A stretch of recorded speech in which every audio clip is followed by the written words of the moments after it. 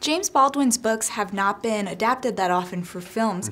What drew you to this book instead of Giovanni's Room or Go Tell It on the Mountain? Giovanni's Room is my favorite James Baldwin novel, but what I loved about this one was the blend of his two voices. The one voice is so romantic and obsessed with sensuality, passion, interpersonal relationships, but the other voice is just as passionate about systemic injustice. You know, in American society, the judicial system, mass incarceration. I felt like those two things were blended so beautifully in this love story of Tish and Fonnie, and so this was the one that grabbed me the most as a piece of cinema.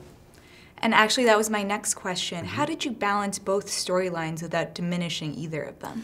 Yeah, I think to me, it's almost like science, you know. In high school, I, for a very brief period, wanted to be a doctor, so I took all these science classes, and different elements have different densities. You know, I feel like the systemic injustice, the mass incarceration, has a richer density than the romance, and so you need less of that in the narrative to still have balance. And so that was the way I approached it. And you've described the book before as very rich and vibrant, and the movie is very, very tactile too, I would say. What was your process in conveying that richness on screen? For me, it was a process of really inviting my collaborators to sort of do their best. You know, Carolyn Esselin, our costume designer, Mark Freeberg, our production designer, and James Laxton, the cinematographer. You know, all three of those individuals, you know, they also understood the tactile nature of the source material.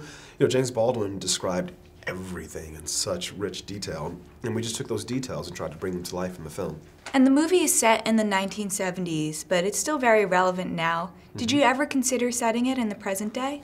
Very briefly, but I felt like by allowing the movie to remain set in the period in which it was written, that the power in that was showing just how pervasive these problems have become. You know, they were very, very relevant and very prominent problems when the book was published, and yet they still exist. You know, that shows that we've been either ignoring them or not doing the work to address them.